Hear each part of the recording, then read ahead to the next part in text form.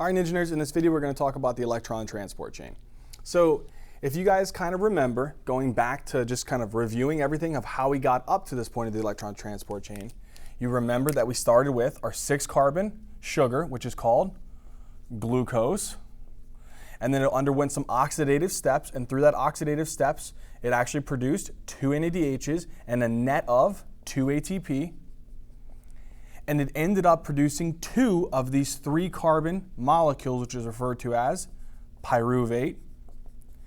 And then what happened? If you guys remember, if there's oxygen present, NADH can come and drop his electrons onto the electron transport chain.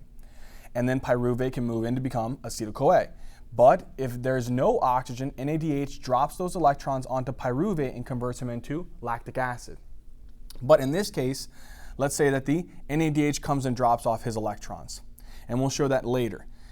And then if that happens, pyruvate is now free to go in to the actual mitochondria. And then what happens? You remember pyruvate comes into the mitochondria, and here's our 3-carbon pyruvate. So there's our 3-carbon pyruvate.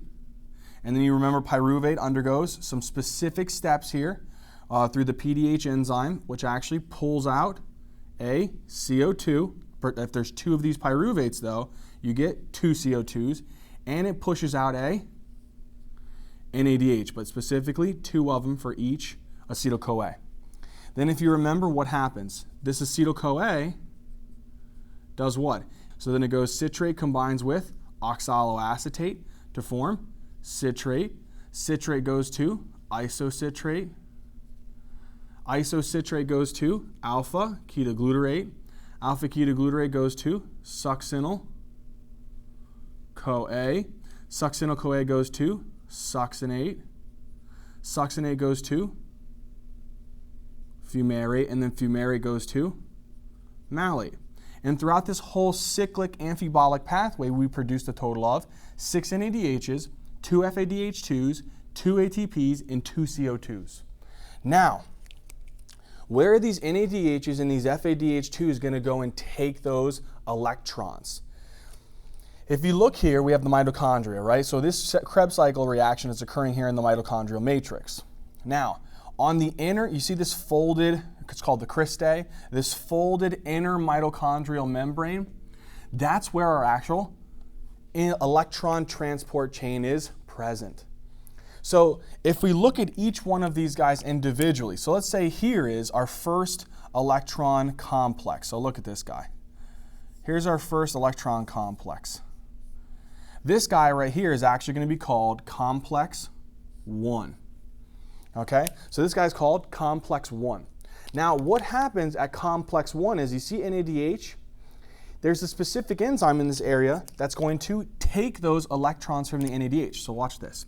NADH comes through this actual enzyme complex 1, and then enzyme complex 1 pulls the electrons off of NADH. So it turns him from 6 NADH to 6 NAD positive. And then what happens is it rips the electrons off and displaces the proton. So now let's draw that proton. Look, the proton is actually going to be over here now. So that proton got displaced. So there would actually be like a proton over here. But that proton, I'm just drawing it over here as a result. Okay.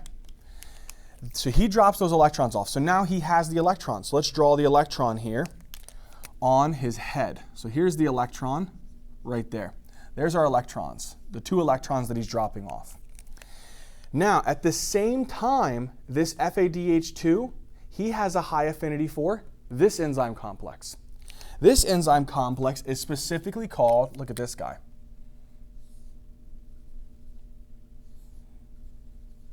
This guy right here is called complex 2.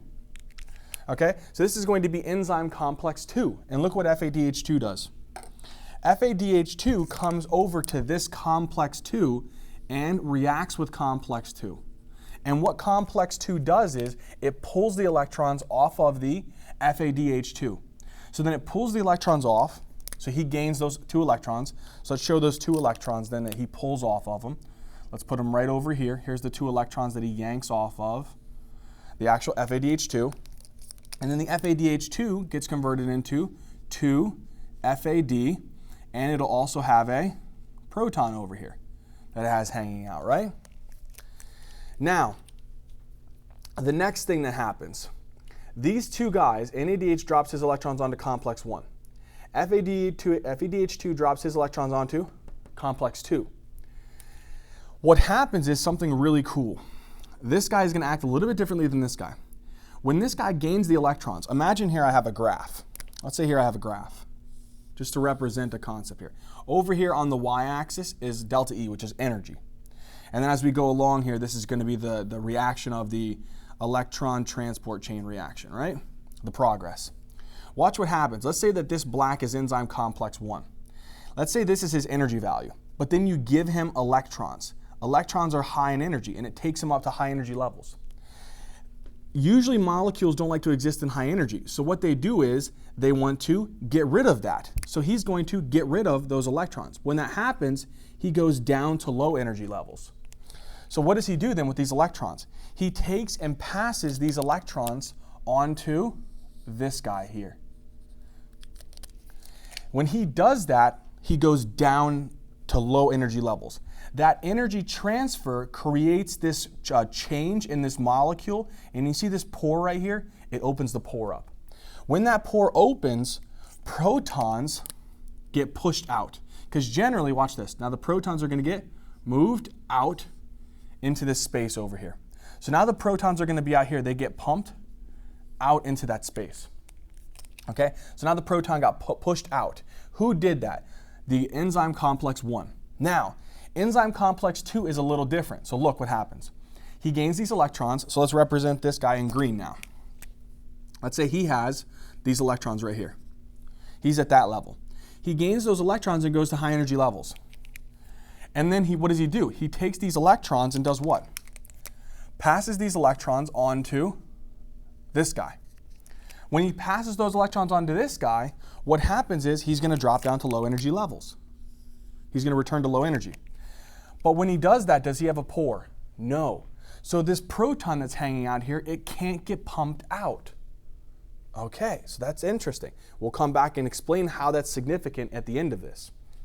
Okay, who's this guy that's accepting these protons from complex 1 to complex 2?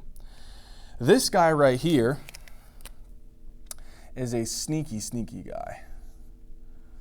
Okay, this guy right here is sneaky, sneaky. All right, what is this guy? This guy is called coenzyme Q. Okay, so this guy is called specifically coenzyme Q, or they even call it ubiquinone. Now, what happens? This guy accepts those electrons. This molecule is not protein-based, but what he can do is he can move across the actual cell membrane. So he can move. He's a mobile molecule. And what he does is he takes these electrons that he got from these guys. So let's represent this for right now as just electrons so that we keep it simple here. So this is going to be the electrons. He's going to take those electrons and he's going to pass it over to this guy. So now let's represent that. Coenzyme Q is going to take those electrons and he's going to pass those electrons onto this guy. So what's he going to pass over here? He's going to pass over the electrons onto this guy right here. So you're passing over these electrons.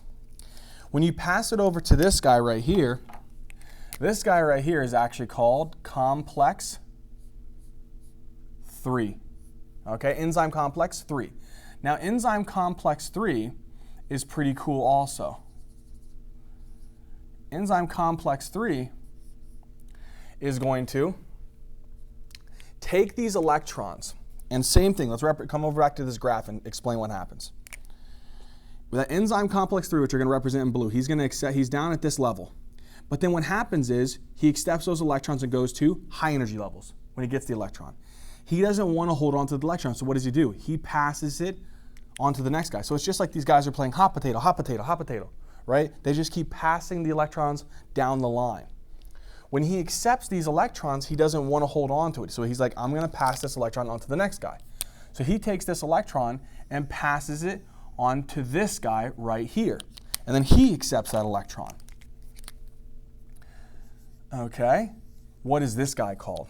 This guy right here is a cool mobile molecule This guy here is very, very special because he's actually going to be made up of what's called, specifically, it's a cytochrome, and cytochromes are basically, they have a heme structure with a central iron usually in the center. This is called cytochrome C, okay? So this is specifically called cytochrome C. Now cytochrome C, if you look at this guy right here, okay,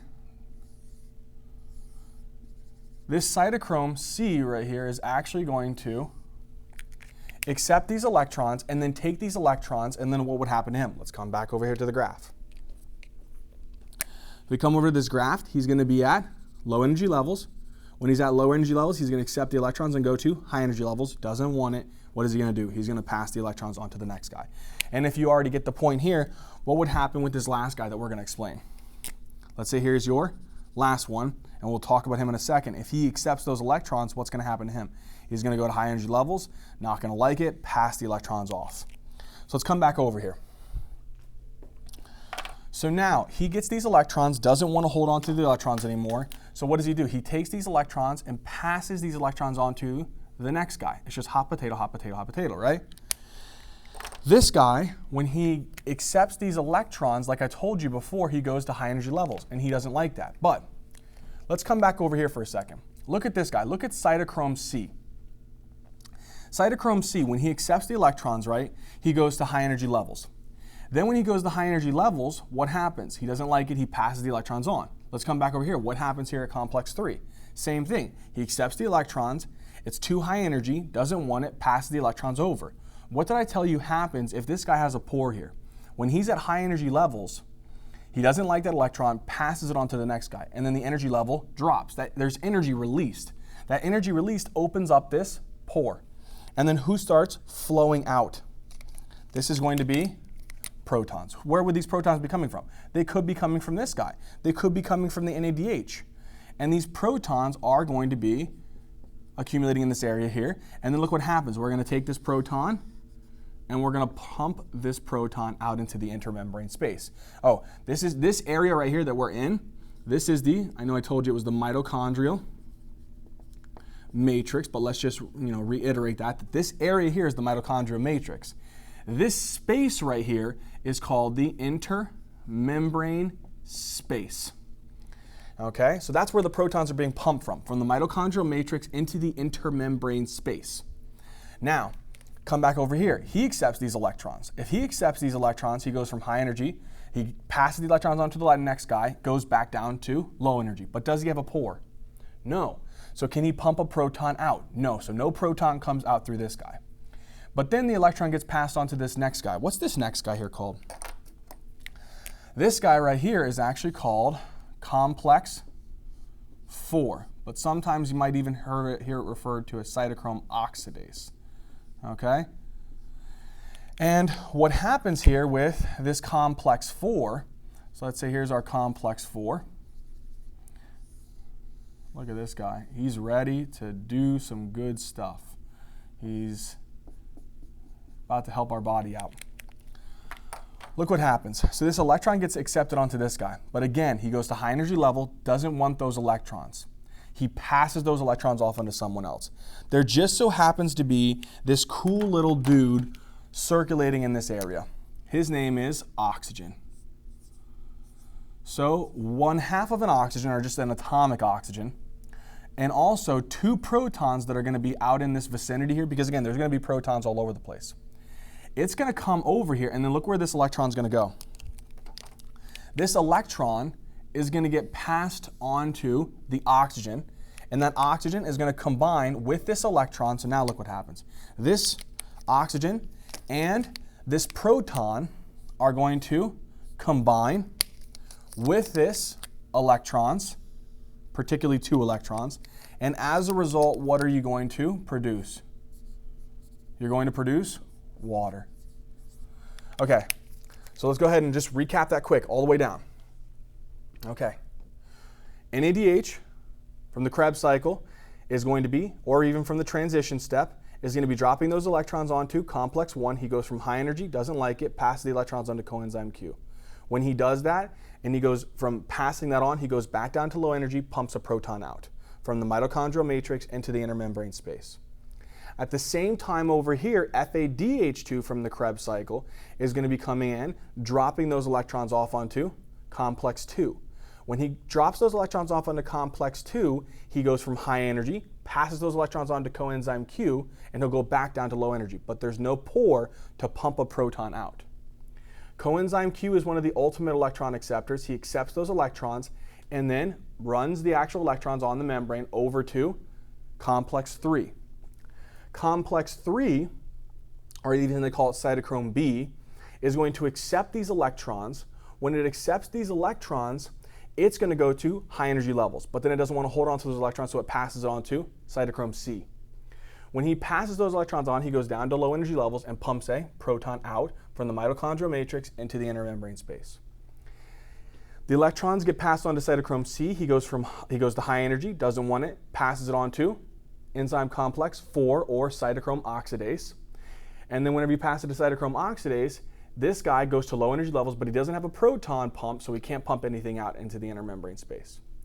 But then when enzyme complex 4 or cytochrome oxidase gains those electrons, he goes to high energy. And then when he goes to high energy, he doesn't want to hold on to those electrons, so he passes it on to oxygen, which is your final electron acceptor. And then when he does that, he goes down to low energy levels. So what do you think he's going to be pumping out into the intermembrane space from the mitochondrial matrix? He's going to be pumping out a proton. Okay, so he's going to be pumping out a proton. You could expect, now protons are positively charged, so you should expect a lot of proton accumulation out here. So a lot of positive charges are being built up in this intermembrane space.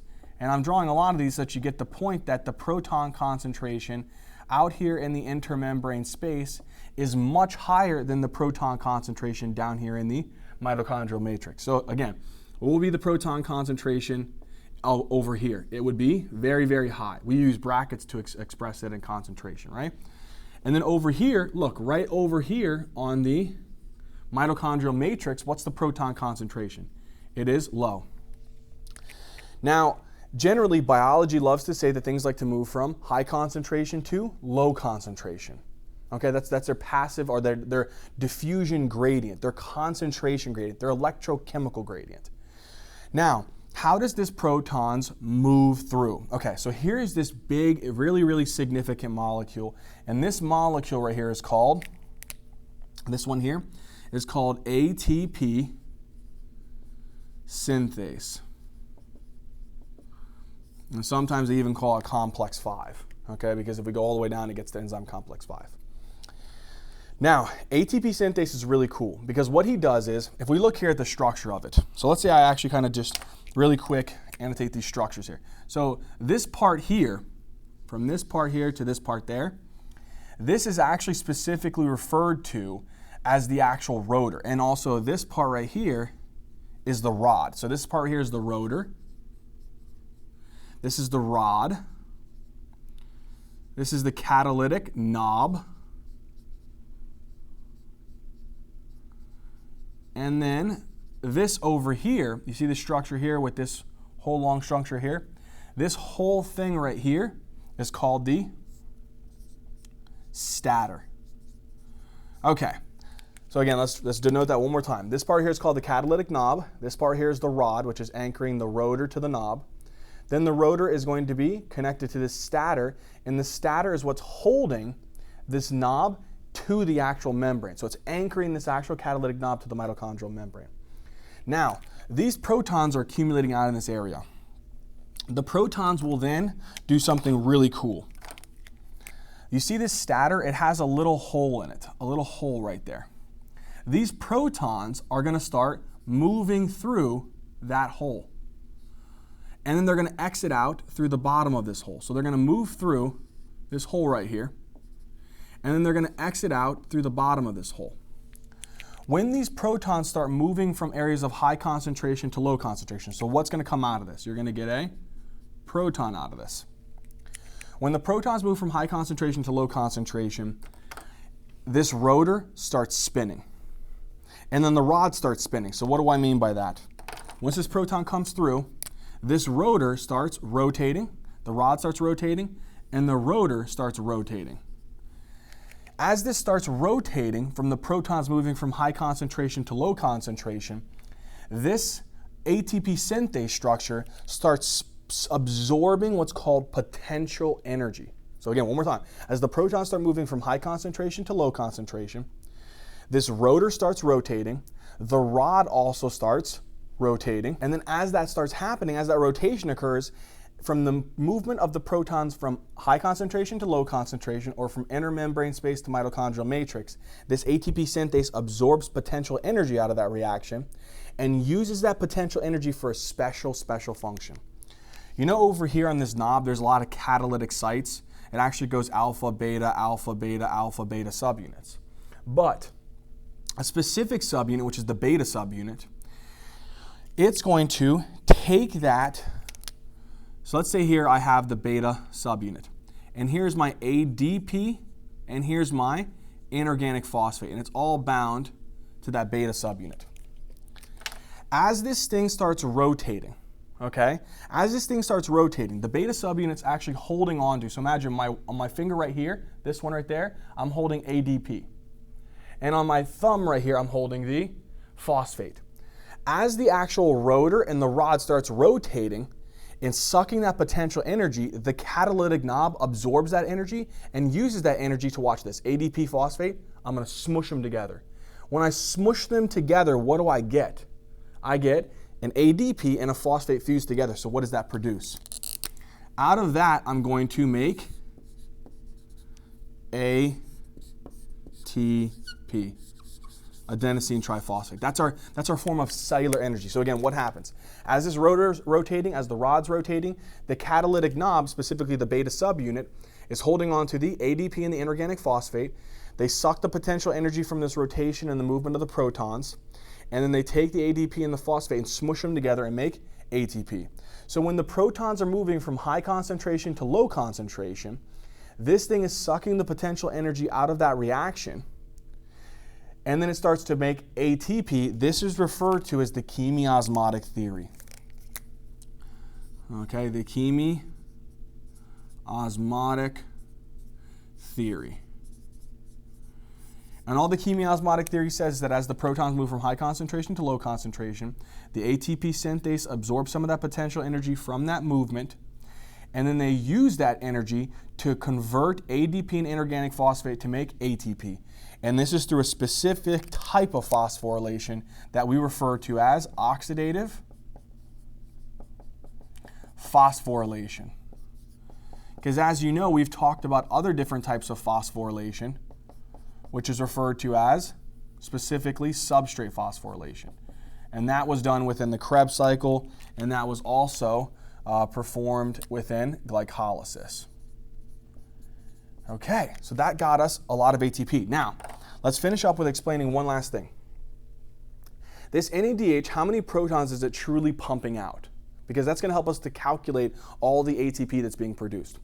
This NADH, let's just say that we take one NADH. This NADH is dropping this electrons off into complex 1. As a result, he's pumping a proton out of complex 1. But those electrons that he passes on, as a chain effect, who else do they go to? They go to Q. Does any proton get pumped out here? No. Then they go to 3. Does a proton get pumped out here? Yes, so that's 2. That's 2 protons. Then those electrons get passed on to cytochrome C. Does a proton get pumped out of this? No. Those electrons, though, the same electrons get moved over to complex 4 or cytochrome oxidase. Does a proton get pumped out here? Yes. So how many protons did one NADH actually drop off? Just one. One NADH will give you 3 protons. And let me just clarify this. I know I told you that I was dropping off 6 NADHs here, but really only 2 electrons are coming from one NADH. Okay, just realize that we produce 6 NADHs from the Krebs cycle. Same thing here, 2 FADH2s, they're only passing off 2 electrons. Okay, so one FADH2 is passing off 2 electrons, but just realize that you're making 2 FADH2s from the Krebs cycle. Okay, so we produced 3 protons with 1 NADH. All right, now what about FADH2? He's dropping those electrons off onto complex 2. Then where are those electrons going? Well, is any proton being pumped out of complex 2? No. They get passed on the Q. We already know that no proton gets pumped there. Okay, where else do they get pumped out? As a result, the electrons get passed on to 3, and then a proton gets pumped out. That's 1. Then they go to C. No proton gets pumped out here. Then that same electrons get pushed over to cytochrome oxidase or complex 4. Then what happens? A proton gets pumped out there. How many protons does that result in? 2. So 1 FADH₂ gives you 2 protons. And then what did I tell you? For every 1 proton moving down its concentration gradient, we produced 1 ATP. So if you think about it, we can even rewrite this whole concept here. How many NADHs? I mean, if you have 1 NADH, it's actually producing not just 3 H pluses, but really 3 ATP. And this guy's not only pushing 2 protons out into the intermembrane space, but those protons are being used to make ATP. So he's actually producing 2 ATP. Okay, so now that we've actually done all of this electron transport chain, we went through glycolysis, we went through the transition step, we've gone through all of these different types of activities specifically pertaining to carbohydrate metabolism. Let's go ahead and calculate or tally up all the actual NADHs and FADH₂s and ATPs that we make and see how much is actually being made throughout this entire process that we've gone through in the series of videos. So let's start off with how many NADHs did we produce total. So let's start off with NADHs. Okay, so from the Krebs cycle, I produced 6 NADHs. So let's tally all of this up. So let's get this CO2 out of the way. So now, if we have a tally, the first one was Krebs cycle, and then we produced from this 6 NADHs. Okay. Also from the Krebs, what else did we produce? We also produced 2 FADH₂s. Then what? Oh, we produced 2 ATP from the Krebs also, right? So we produced 2 ATP from the Krebs by what's called substrate phosphorylation. Remember, this is substrate phosphorylation. Then what else? Oh, look, we got the 2 NADHs from the transition step. So then what do we have? We have 2 NADHs from the transition step. So from the transition step, just going to denote that transition, we get 2 NADHs. So those will be used in the electron transport chain. Then what else? Okay, if we come over here, we got 2 NADHs from specifically glycolysis, right? So 2 NADHs from glycolysis. So let's say over here we come to glycolysis. We produce, glycolysis will give us 2 NADHs. Okay, what else? Now technically we can add in this 2 ATP, but let's do that afterwards at the end, and I'm going to explain why. Okay, let's tally all of this up. If this comes together now, you'll remember that 1 NADH gives me 3 ATP. 1 FADH₂ gives me 2 ATP. Okay, if that's the case, then how many NADHs do I have here? Then I'm going to start this one by one. If you look here, 6 NADHs, there's 3 ATP for 1. So if you do 6 times 3, that gives you 18 ATP for just that part. Then if we do the next part, 2 FADH₂s. For every 1 FADH₂, I get 2 ATP. Well, there's 2 times 2. So this is going to be 4 ATP. Then I get 2 ATP just directly from the Krebs cycle by substrate level phosphorylation. Then also, look, 2 NADHs. Well, 1 NADH is 3 ATP, so 3 times 2 is going to be 6 ATP. And then I got another 2 NADHs, so that'll be again another 6 ATP. If we sum all of this up, we're going to get 36 ATP. So you're going to get approximately 36 ATP. Now, I'm going to denote this. This 36 ATP is under only aerobic conditions. So this ATP that we've actually made is only going to be under aerobic conditions. In other words, oxygen has to be present. If you come over here, these 2 ATP that we actually netted from glycolysis, that is not aerobic. That's an anaerobic oxygen that we produced ATP by anaerobic mechanisms in that reaction. So in other words, if we add in an additional, I'll draw it in a different color so that we know that it's a different type of 2 ATP, this is from anaerobic processes, specifically from glycolysis. So what does that sum up to in total? This gives us a total of 38 ATP in whole. Okay, so out of this, we technically can produce a total of 38 ATP if we consider the 36 ATP from aerobic cellular respiration and then the 2 ATP that we can get from glycolysis via anaerobic respiration. All right, engineers, we've covered everything that we possibly can here for the for the electron transport chain. I hope it all made sense. I hope you guys really enjoyed it. If you did, hit that like button, put a comment down in the comment section. We look forward to hearing from you guys, and please subscribe.